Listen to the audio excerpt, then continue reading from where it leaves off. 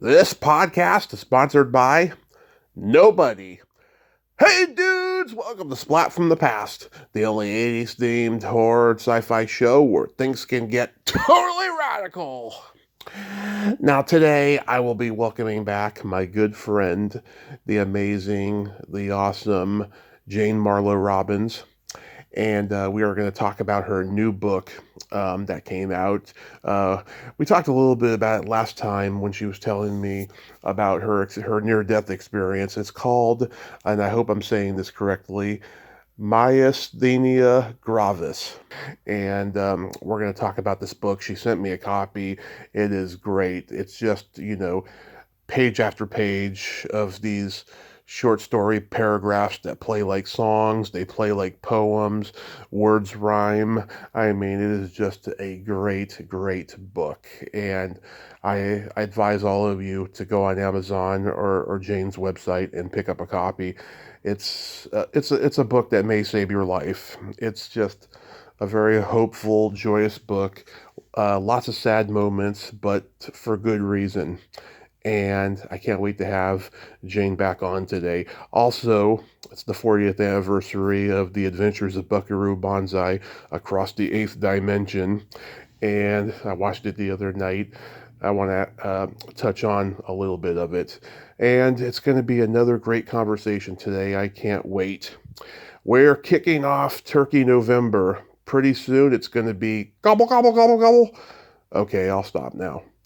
Tomorrow is Jane's birthday. I'll see what her plans are.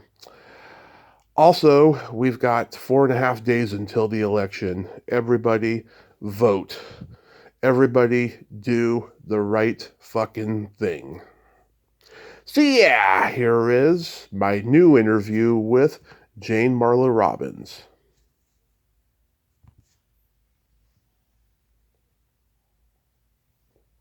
Tommy? Hey Jane, welcome back. How are you today? I'm excited to be on your show again, really. Oh, thank you. In a nutshell. What kind of nut? I don't know. Probably you and I are both nuts, right? Yeah, we are pretty nuts, yeah. Oh my God. So let's talk about how you pronounce it, myasthenia gravis. Right, it's my ass, as in your tush, right? Yes. Myasthenia. Thenia as in senior. Myasthenia gravis. By the way, I think you. Perfect. Yes. By the way, thank you so much for the copy you sent me. We talked a little bit about it last time about how you came close to near death a few years ago. It seems like you were journaling during the whole period. Were you? Do you know what? I don't remember. They had me on so many. Am I on the air, by the way? Yeah. Oh, here we are. Hello, everybody. Sorry, I'm on so many drugs still. But when I had to go to the hospital, they gave me, here's what the doctor said. Hey, let's give her everything because we can only hope something will work. So I'm only on 2 drugs now. So I don't remember what I wrote when I was there or after because it took me about a year to get my bearings. Yeah. But I am really a compulsive writer. It's like breathing to me. If I have an experience and I don't put it down on paper, I'm the poorer for it. I'd like to think the world is the poorer for it. I just got a wonderful email from some doctor I don't know at Yale saying she's going to give the book to her patients and that it was hysterically funny and it was beautiful. So, Yeah. for more than that, right? Yeah. Yeah. So we talked a little bit about it last time, but you want to tell my listeners what happened again? Well, this is an autoimmune disease. People are not sure why anybody gets it. It's called myasthenia gravis. I don't know if they should have added the gravis, but they did. Just in case you didn't think it was serious enough, right? Right. So suddenly I was seeing double. What this autoimmune disease is, which means that our immune system, instead of saying, there's a bacteria, I think I'll knock it out, that's my job, they skip the bacteria, they skip the viruses, they skip COVID, 19, and they go right for the jugular. With the case of myasthenia gravis, what they go for is the messenger between nerves and muscles. So I'd always taken for granted that I didn't see double, but of course, the nerve in the brain is giving a message to the eyes to see something. But if this meanie, this Pac-Man that's attacking, is there, the muscles will not get the message. So that was my first symptom, and luckily I happened to run into a doctor who was smart enough to say, oh, I'm going to give you a blood test for your double vision, because there are a lot of causes of double vision. And sure enough, what happened was the blood test showed I had this rare autoimmune disease. So here I am with the disease, and so much better, Tommy. I'm on a new drug. They are coming up with drugs all the time. That's my prayer. That's my celebration. And we'll see if this one, keeps me steady. I have been on steroids, in case I seem a little manic to you, but then we both understand that energy all too well. Yeah. So we don't know what's helping me. Maybe it's the combination. Maybe it's, maybe it's one drug. Maybe it's the other. Maybe it's just that I decided I was sick of being sick, and I was determined to get better, right? I mean, Right. the truth is, no one knows. Certainly the doctors I have been to haven't a clue. It's not a very comforting thought, but it's the truth. It's not a science, this medicine, except in, wonderful cases like, oh, I have a cold, take an aspirin. Yeah. Or, oh, I can see it's a staph, here, take an antibiotic. Gone, have a good life. No, this is an ongoing thing, which I did not know when I wrote the book. So the book ends with me looking pretty healthy, as I am now. So thank goodness, because that's why I think it's giving people hope, because you do get better. What they didn't tell me was, oh, you can get a flare-up, like a regression. Yeah. And a lot of people suffer from them. I am determined not to have any more. The end. Hello, everybody. Yeah. So I think that's a thumbnail of the disease, isn't it? It is. It is. Yeah. I mean, this book is a real toe curler because it's a series of short paragraphs. What was the word you used? I didn't want to miss it. It's a toe curler. A what? A toe curler. It makes you curl your toes, and it's just a page turner from start to finish, because it's a series of short paragraph stories that play like songs or even poems, and they all seem to be unrelated, yet they are very related and they're intertwined. I mean, it takes a gifted writer to write like that. It takes a gifted reader to be able to put all that out there. I'm very impressed. That is you got it. You nailed it. Thank you. Thank you. I love the Mad Magazine reference to what me worry, because I have a gap in my teeth, and I used to say that on stage when I did stand-up comedy, and everybody got it. I'd say, what, me worry, and then smile, and everybody got it. Brilliant, brilliant. Well, I mean, this is the thing. This has been my battle, having a little post-traumatic stress here as an added ingredient, right? Mm-hmm. I mean, we do worry. I mean, don't read the headlines in today's paper. You could worry. But apparently worry and stress do not help our immune systems. What keep our immune systems strong, and I've had to learn all this because I was very blessed with insanity, but not certifiable, but never illness where I really had to pay attention and learn stuff. So what I learned was that the immune system functions because of something called serotonin in our body, Right. which is whatever it is, it's a chemical, but it's there to say, hey, immune system, I'm going to make you strong. And a lot of things allow the serotonin, I have found out. Two I'm going to name because these are big challenges for me. One is stress, post-traumatic stress, any kind of stress will knock the serotonin out. Your body goes into fight, flight. It produces all these chemicals so that it thinks there's a lion in front of you. Right. Probably there isn't, but means the level of strain and stress and fear and terror, obviously that's not going to be a place from which to heal. Right. It's interesting when I'm talking about this, You probably remember my book, Acting Techniques for Everyday Life. Mm-hmm. All that is about finding techniques for my clients who came to me with fear of being seen or fear of standing up for themselves. And that shrinks the body, it shrinks the mind, it shrinks the heart, and then you can't perform the way you want to. So, serotonin, number one. Hit number two. Of course, I got this right after COVID had reared its charming head. And so, I'm over 50, I have to stay home, it's too scary, I'll die. Mm-hmm. Well, I live on a mountaintop, so I was in isolation. And apparently, we also need human contact in order to have the serotonin be produced, which in turn will keep the immune system functioning. Fascinating stuff, right? Yeah.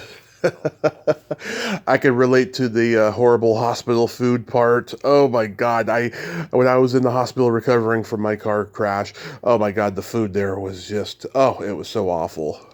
Well, on top of that, my muscles, which we know were not going to be obeying me, Mm-hmm. muscles in the jaw that Yeah. control or dictate chewing, so you can have a good steak or whatever you eat, no offense to the vegetarians. Right. Those muscles were not getting a message to chew, so the only thing the hospital could give me to eat was mush. They'd have to, if it was chicken, they'd have to mush it up, and it looked like a cow turd. I'm sure you read that poem. It's one of my favorite lines. Yep. It's in the songbook. but that's the point. There's no gourmet chef in there. I know. I know. I'm glad you survived. I'm glad I survived, right? I mean, that's the bottom line. Right. Yeah. I don't know. I read something a few years ago about hospital food and like the reasons why it's so awful and all this stuff. I just hope it changes. Someday. I hope people get quality food someday in those hospitals. Dream on, my friend. It's more important to send a rocket, I think, to a planet so far away that we don't even know its name. Right? I mean, that's where the money is going. Medical research, hospital improvement, I don't think so.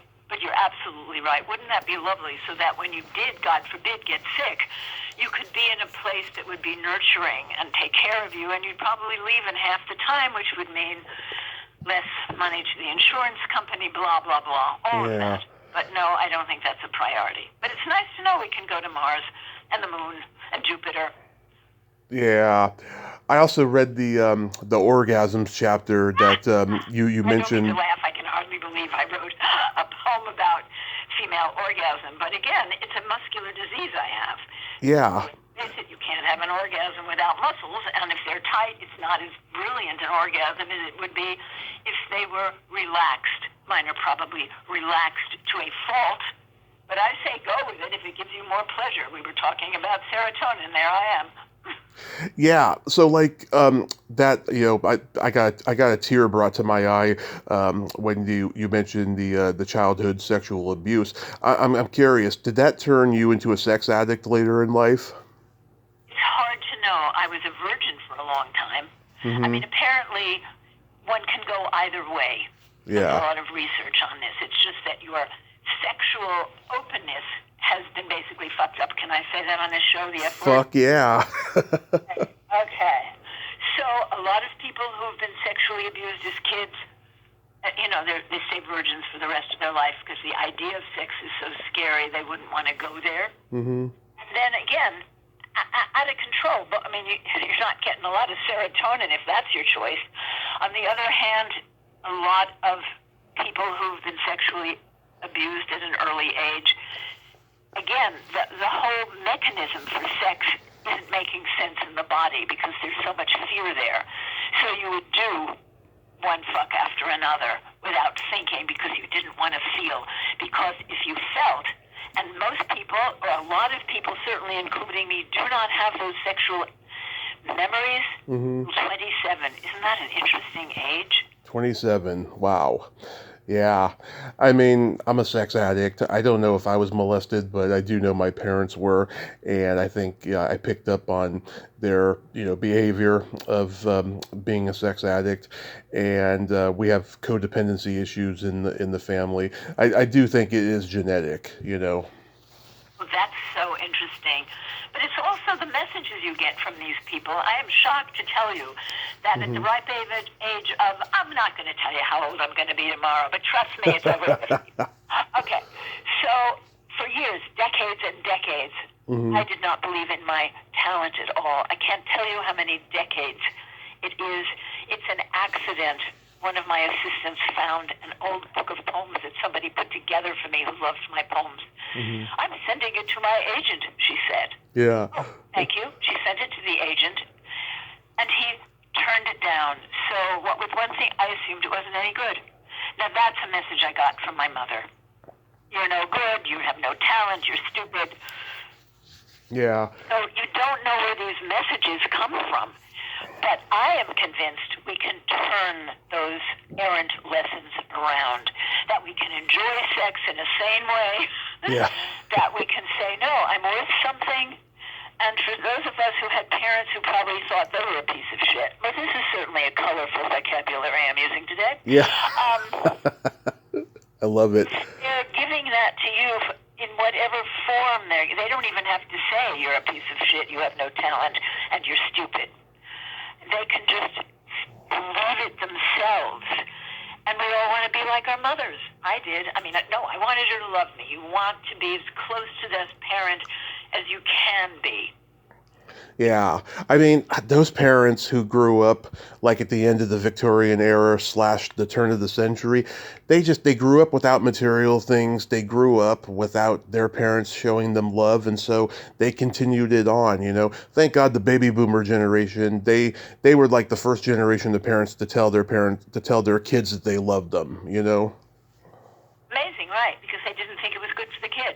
And my Yeah. mother, at some point, I asked my mother why she was always, putting me down, in effect. And she Hmm. basically said, because I don't want you to get a swelled head. I mean, that was the mindset that you felt. Swelled head. Although I have to tell you, I think she was a survivor of incest. And Hmm. what goes with that, which you may or may not, have as one of your, fabulous symptoms, Yeah. is a fear of being seen. I'm assuming somewhere in my body there's still a little wiring left that says, 3.5, I've seen pictures of me. I was so beautiful and full of light. That's why Grandpa came after me. Yeah. So for 70 years, whatever, I'm thinking, I'm starring on Broadway. I have a podcast. It doesn't matter. It doesn't seem to me, Tommy. I Hmm. don't know if you share any of that, but it's like, it's too dangerous to be seen. I actually banged my foot today getting out of the bathtub. It's like, slow down. It's going to be safe. I have to remind myself. And I've heard, by the way, that Hmm. sex addiction is the hardest one to break. I don't Wow. know what you found, but an assistant of mine was struggling with it, and somebody very wise said Hmm. that to me. And he's struggling. Yeah, I haven't He's had. struggling. What can I tell you? One way or another, I this life is not an easy, flat road, is it?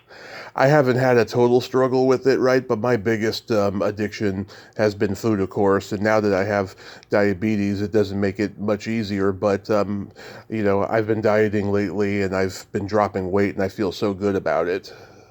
Well, honey, congratulations. I used to weigh 180. I weigh 110 now. Are you getting a picture? I wasn't skinny. Either way, I'd rather look like you. Well, except that I've been losing weight because of this stupid ass disease, myasthenia gravis, which I'm sure nobody can spell. Myasthenia gravis. What it does, because the nerves are not getting to your muscles to say, hey, let's run, let's walk, let's exercise, the muscles get very weak. So suddenly I have skinny, skinny legs. Hmm. Yeah, I remember last time we talked, you said something to me that stayed with me for a very long time, and it continues to do so. You said, and I'm paraphrasing, you said, if God wants to take you any day now, you are ready.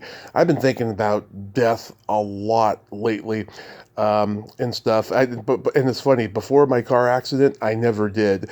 And then after, before my car accident, I did, but then after my accident, after I had, been in a coma and I'd been dead or whatever, I stopped. But now in the last few years, I've been thinking it a lot lately because of COVID and diabetes and what have you. It's pretty scary, and I'm only 41. I get it. No, and if you take, I've been on steroids, I'm slightly manic, Hmm. for 3 years now. And guess what one of the side effects are? What? Pre-diabetic condition. Oh, God. So I just heard that, and me, queen of the chocolate bar, guess who is? I need to make an adjustment. Although when I went to Overeaters Anonymous, I cut out all white sugar. Yeah. It's, as you know, it doesn't matter what kind of sugar you eat. The sugar goes up. It could be maple syrup. It could be, I don't know what your path is with this. But I do have a friend who had diabetes, and he seems to have licked it.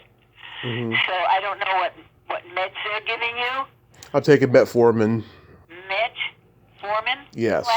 I'll ask him if there's anything else he's taking, because now he says he's not looking at his food, and why am I so concerned about it?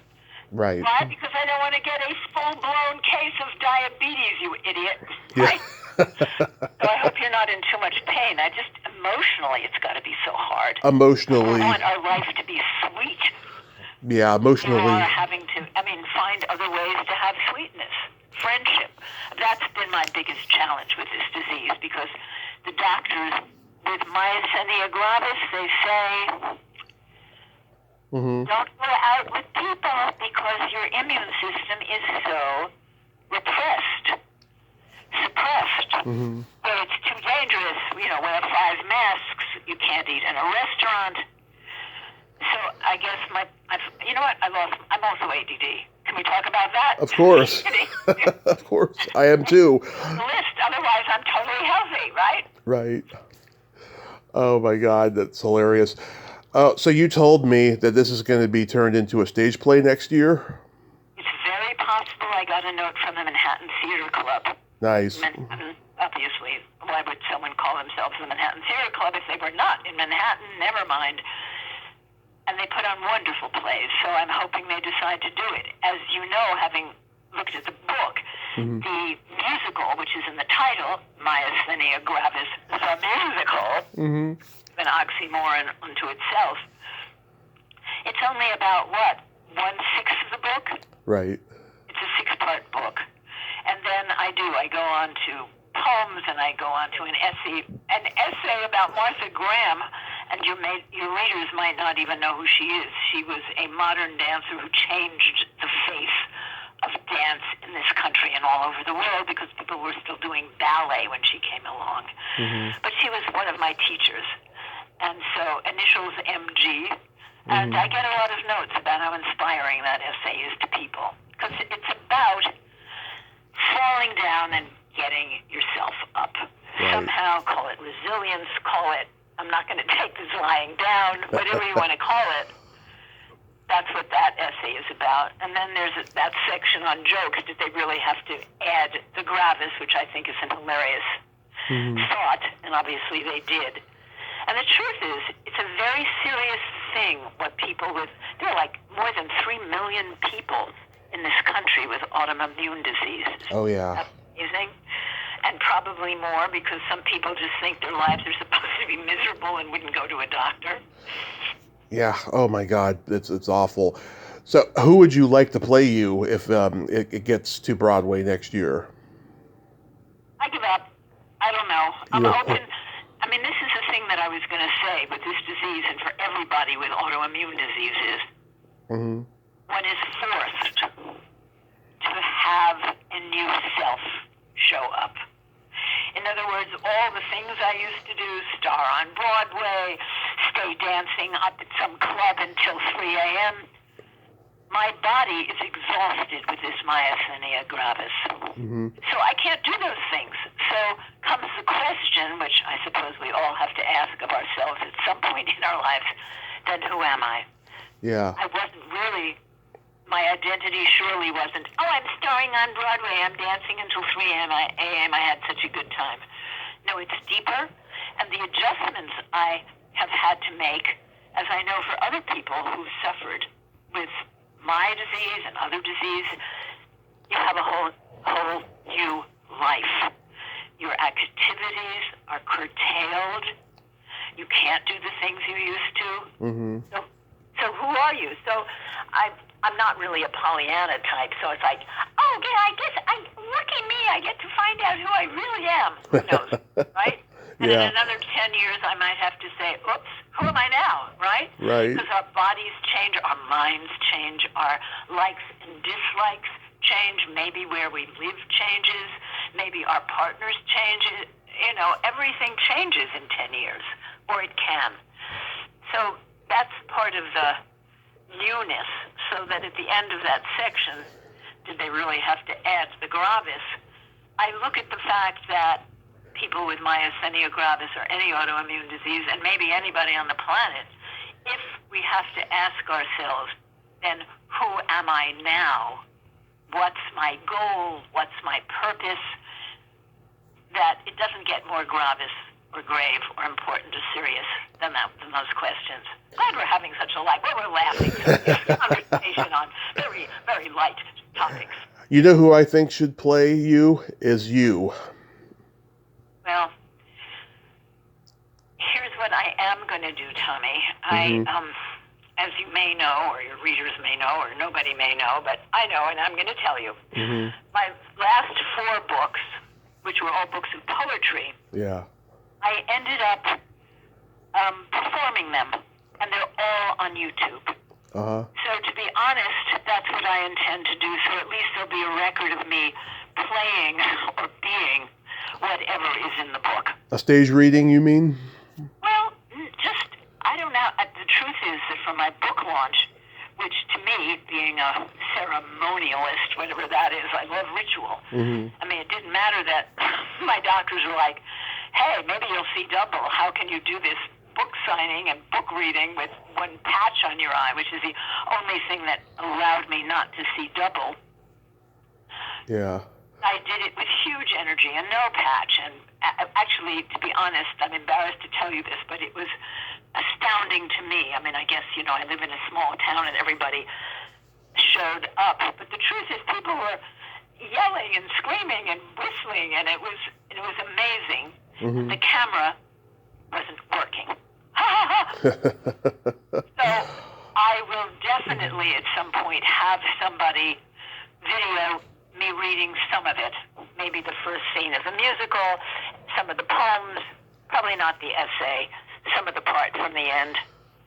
Yeah. Singing the last happy birthday song, which of course is full of optimism because all my symptoms have disappeared by the time we get there. Nice. Good thing, which I wish for everybody. Nice. Can you believe it's been 40 years since The Adventures of Buckaroo Banzai Across the Eighth Dimension? No. Yeah.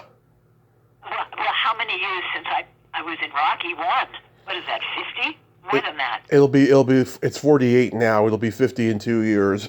Oh, good. Then I'll get a lot of emails and letters saying, I'm your fan. I saw you in the pet shop as a pet shop owner in Rocky 1 and Rocky 5, actually. Oh, yes. But I was watching Buckaroo Banzai the other night, and I love how, you know, at the press conference, Peter Weller gets introduced, and then there's that shot of you looking like you're turned on by him, and you're like, oomph.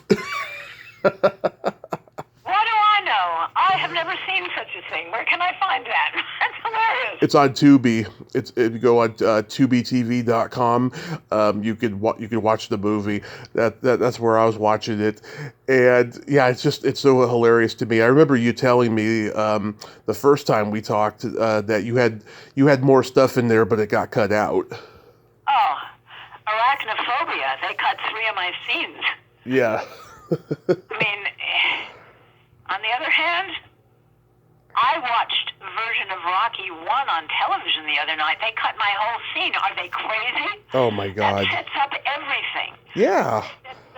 It sets up that I treat Talia Shire, or Adrian, as a slave to go clean out the cat cages. Oh God. That is Shows just Rocky's love of his pets. that is just insane. Batshit insane. Seminal scene. I agree.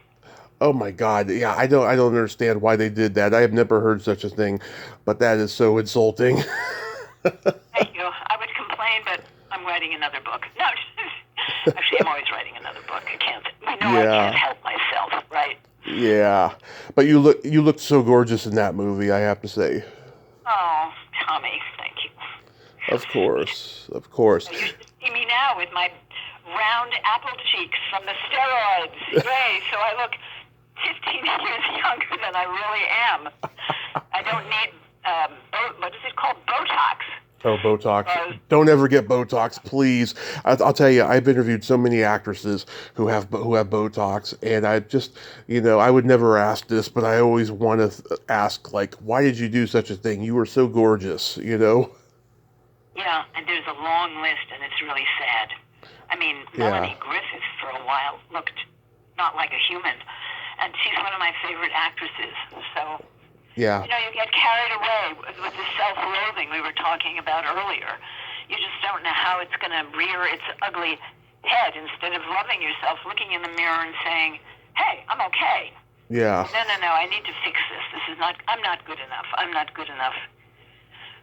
So, even if I wanted to do it tomorrow, apparently because of my myasthenia gravis, I can't, because you don't want to go near my muscles because they're unreliable, right? I mean, Yeah. in a moment, this disease can turn on me, and then the nerve won't get to the muscle to say move. It will be paralyzed, and of course, that's what Botox does. It paralyzes your muscles. You're right. What sounds wrong about that? I'm not even going to go there. Did you see the documentary about Sylvester Stallone? No. Yeah, it came out at the end of last year. I was disappointed by it. I'll tell you why. There's two types of documentaries that come out nowadays. Yeah, I'm very critical of today's documentaries. There's the ones that are very well researched, very passionate, about by the director, just really good documentaries. And then there's the ones where it's like, self promoting, legacy vanity slash just rehash of stuff we already know about the person. And that's what I felt that this documentary was. I was hoping we were going to go deep on Sylvester Stallone and he was going to get vulnerable on screen. And it's just I felt very empty by the time it was over. Well, that's how that energy, which is so disappointing in a documentary, fuels, as it were. That's the fire that fuels this endless creativity. I can't believe that he's done. Have you seen the new series? Oh yeah, my mom has watched it, but I haven't seen it. I mean, I watched it out of loyalty and curiosity. I actually enjoyed it, but there's a lot of death going on there. He's still playing Rambo. Right? Yeah. He can't help it. He needs that to know he's strong. So we were talking about messages we get as kids. What does it mean to be strong and smart? Yeah. I mean, and interestingly enough, here in Topanga, I just ran into somebody who's writing a movie for him. Nice. So he doesn't stop. It's amazing. And who knows how many movies he's having written for himself. Yeah. But he is determined to keep going, to be a hero. But it is odd that Tulsa King, he's definitely not too nice. He kills a lot of people. Yeah. But he has that charisma. You kind of root for him anyway. Because they make him, I mean, he's very clever. He knows how to he starts always, he's the underdog. So Hmm. everybody roots for him to stand up for himself. And I think that's why Rocky is still a classic, and why, I mean, it's like one of my bizarre calling cards, right? You say Right. in Rocky, and invariably people, you can feel them beam because it gives them hope that they too have felt like an underdog. I mean, God bless Sly, he's very clever. Hmm. We've all been underdogs when we don't trust ourselves or believe in ourselves. It could be anything, or it could be our legs are not working. Yeah. But how do you make the transition from that victimhood, really, from that space of fear into, fuck that! Yeah. I'm fine. I'm going to go into the ring. If I get bloodied up, at least I went the distance. So I have to tell you, I got we've been on the phone. I think I mentioned the doctor at Yale who just sent me an email saying she loved my book and she's giving it to her patients. Anyway, my point is, what I'm discovering is that the book gives people hope, and it's some psychologist who's read all my books just emailed me, and she said, well, you can't help it, Jane. You give people hope. Yeah. That made me feel good. But that's what the Rocky films, that's what the Rambo films do. And who knows? Are you there? Yeah. Good. Yeah, okay, good. Because I live on a mountaintop. I'm glad you're still there, Tommy. Good. Yeah, there needs to be a documentary about Burt Young. He was an interesting guy. I know he wanted to date me, and it wasn't my type. I always felt bad about that. I was so flattered. He's such a... I don't even know if he's still alive. No, He's so he talented. died a couple years ago. Sorry to hear that. I should talk to him on the other side. I'm curious, what's your favorite movie of all time? It depends. If I'm watching Shakespeare in Love, then that's my favorite movie. If I'm watching Analyze This, then that's my favorite movie. So, why? Do you have one? Oh, I've got many, but like the one that it brings me back every time I see it is Back to the Future. Well, that's a brilliant film. I mean, it's clever and well acted. I went to school with Christopher Lloyd. I think he's the manic genius in that. Yeah, wow, you went to school with him? Is he a nice guy? Yes, and in fact, I remember we were studying. Sorry, Sandy, we were both studying with someone who's considered the best. I mean, every teacher considers himself the best as an acting teacher. Mm-hmm. And this was a man named Sandy. Meisner? You got it. Yeah. Smart, Tommy. Okay. And I had been warned that if you were attractive at all, he would make you suffer. Mm-hmm. And by the way, there's a woman teacher they said would do that too. Who anyway, it doesn't matter. Stella Adler? Yeah, Stella Adler. How did you know that? Oh, everyone talks about her and Lee Strasberg and all these teachers that were just very bully-like, but they got good out of all these actors that they taught, you know? Right, no. They have all of them can stay here at 5 stars and thanks to me. Here we go.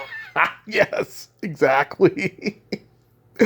Oh, that is so hilarious. I remember Sandy lit into me and I was crying.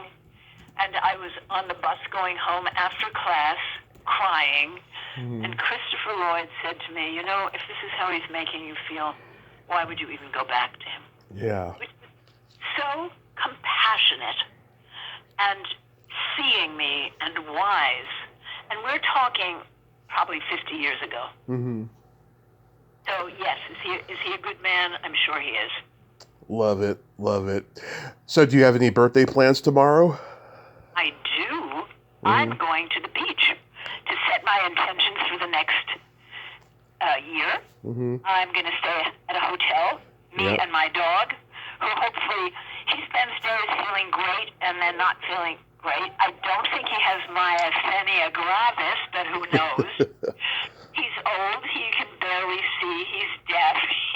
And sometimes he can barely walk. But we're going to have a good time. He probably won't walk a mile on the beach, but there's an energy. I don't know. Are you near ocean at all? No, not really. So So there's, for me anyway, a special magic to that energy, that mystery, whether the ocean actually symbolizes the veil to the other side or, the unconscious. There's so many theories.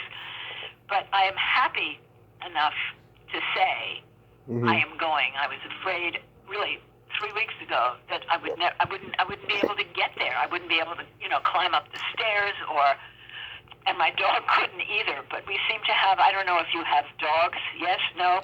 I do have one little dog, yes. Well, I find that whatever I'm feeling, whether it's illness or joy, he seems to be a mirror. Mm-hmm. And I'm sure you have my book, Dogs in Topanga, yes? No, I should have that one. I should send it to you. All right. Okay. The Dogs in Topanga. I have a 95-year-old woman who calls me from Cape Cod saying, "Oh, Jane, I woke up so depressed, and then I picked up your book, Dogs in Topanga, and I feel so wonderful now." That's the thing about hope, right? Yeah. So, yeah. So we're going to go to the beach and see some friends while we're there. And that's my plan. I think, too, you should have a birthday orgasm. I'm writing this down, Tommy. We would hate not to follow your expert suggestion. Lest you ever doubt you are a wise man. I'm writing it down with a gold star for you, a gold star for me. And we do know when you have one, this is our X-rated interview, that your body actually releases another pleasure hormone. Right. Posted or some, I don't know. Anyway, good to know. So I'm wishing you and your audience huge pleasure. Yeah. So you want to give a little hint of what your next book is going to be? Well, it may be an old book about Topanga that I wrote, the book that I mentioned that I thought wasn't very good, and now I look at it and it's like my brain has changed in these 10 years. And so I love that book suddenly. So that might come out. And then when I was suffering from the myasthenia gravis, which seemed a pretty depressing subject for thinking about at all, I said, I need to write something more up. And here's the title I came up with, which you might relate to, called My Dog and I Are Getting Older. And it's, it's what happens to people and dogs. We get older, that's all. Yeah. But it's funny. Most of it's funny. Funny and wise, I can't help myself. You know that. Yeah. Known me a long time. Do you write every single day? I don't even notice. Probably. I went to the cafe around the corner this morning, and I said, I'm doing a podcast at noon. And the guy, the barista, looked at me. He knows I've been fighting this disease. The book, Myasthenia Gravis, the musical, is on their shelf, and they're selling it there. And he said, really? Meaning, gee, are you well enough to do that? And the poem I wrote when I... Wow. It's called, I'm Not Going to Take This Lying Down. Love it.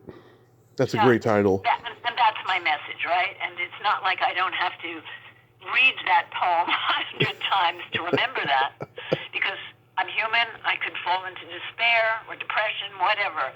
But somehow, I don't know how, whether it's my DNA, not the drug, because I think I've always been this, although it's taken me longer, but I don't have that many years to live. The point being that somehow I manage to pick myself up, dust myself off, you know that song, and start all over again. So, yes, you bet your ass I'm going to do a podcast. I'm not dead yet. Oh. So that's what I said to him. I said, I'm sick. I'm not dead.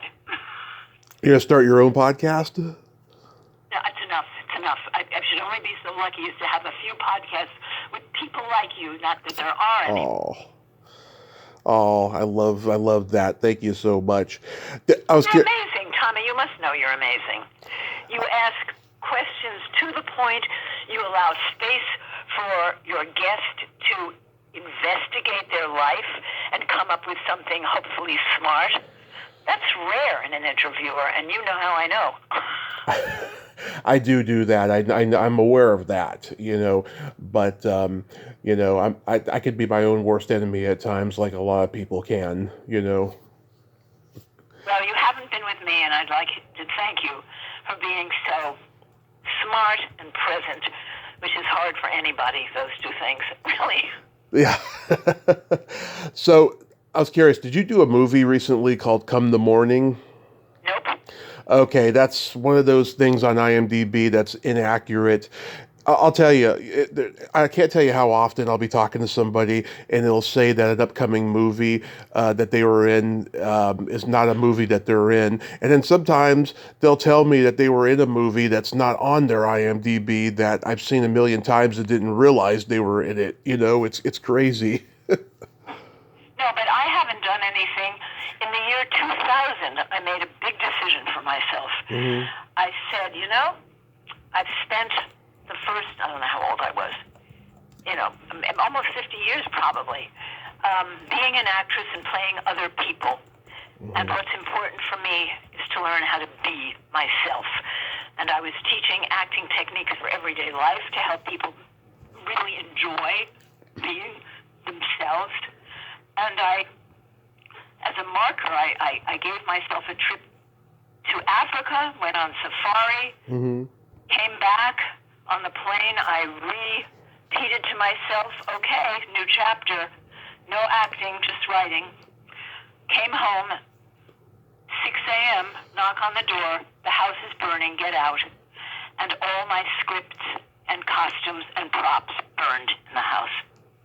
It's like the universe said, here, you're right. Now you write. And then I wrote an article about the fire. Mm-hmm. The LA Times published it, and people are still looking up that crazy article because, again, I guess it gives them hope. I say, again, it's the same technique without even thinking. I say crazy things, but at the end, you feel hope for whatever reason. Amen. Is that a good place to end, do you think? Great place to end. So do you have anything else upcoming you'd like to mention? People can see my books on Amazon, and they can see me reading from them on YouTube. Right. And probably some on my JaneMarlaRobbins.com website. And that website, JaneMarlaRobbins.com, will have me reading the poems from Maya Gravis and Tommy, who knows what. Stay tuned, right? Stay tuned. And I have a joke for you. Okay, I'm ready. Okay. What kind of meat does a priest eat on Friday? I don't know. None. God bless you, Tommy. We love you. You well. Thank you for making me laugh. Let's hope all of your listeners also are smiling now. Jane, I love you. You're an amazing lady, and I'm so flattered you reached out to me to come back on today. Have yourself a happy birthday and holiday season, and be safe out there, because we need you. Oh, well, I say the same back at you. Bye, dear one. Bless Bye-bye. your heart. Thank you so much. My pleasure. Bye. Bye-bye. Well, there you have it. Jane Marla Robbins. Ain't she a sweetheart? Oh my God, I fucking love her. And I'm so glad we could talk today. She is a survivor and just an amazing, amazing person. Oh my God, I just adore her. Well, until next time, this is Tommy Throwback Kovac saying there's no shame in living in the past because the present sucks. Later, dudes.